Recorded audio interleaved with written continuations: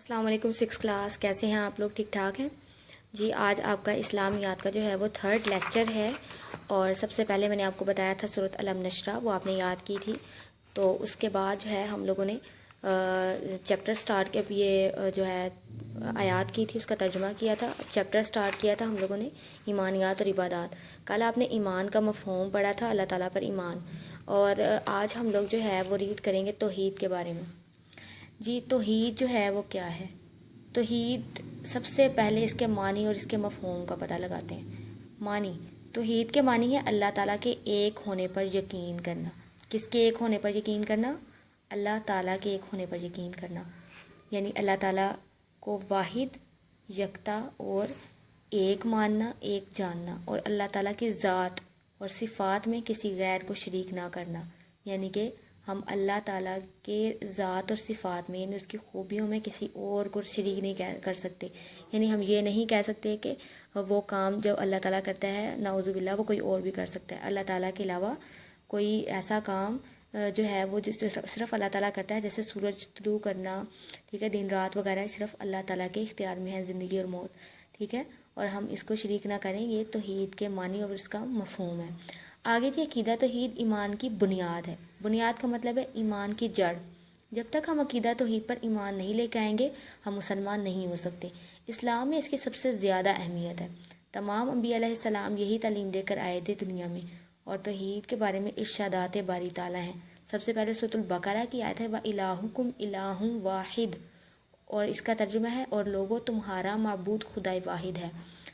آگے سورۃ الشعراء کی آیت ہے لیسا کمثلہ شیء، اس جیسی کوئی چیز نہیں، یعنی کہ اللہ تعالیٰ کی جیسی اور کوئی چیز نہیں ہے، اس جیسا اور کوئی بھی نہیں ہے۔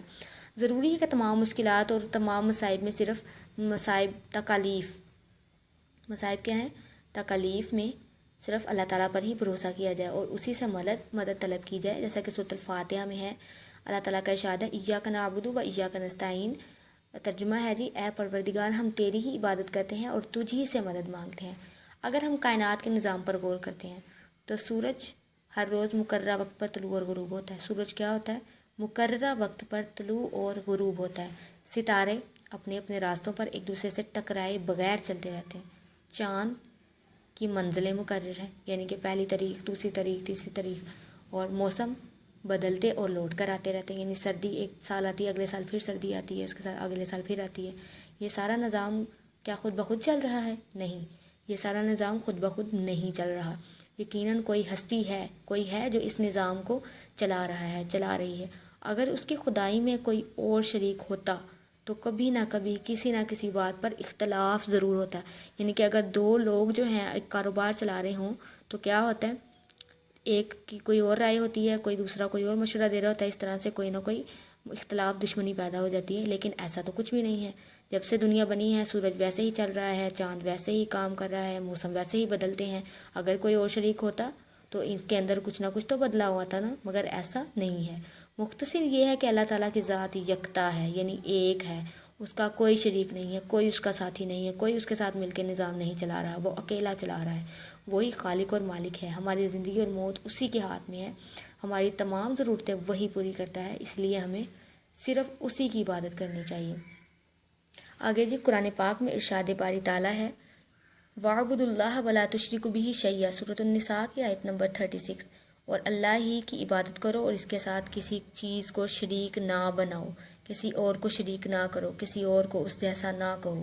اللہ تعالیٰ سے ہر حال میں مدد مانگی جائے اور اس کے سوا کسی کا ڈر یا خوف انسان کے دل میں نہ ہونا چاہیے، ٹھیک ہے، اور اس کے احکام کو، یعنی اس کے جو حکم ہے اس کو اس کی مرضی کے مطابق، اللہ تعالیٰ کی مرضی کے مطابق پورا کیا جائے۔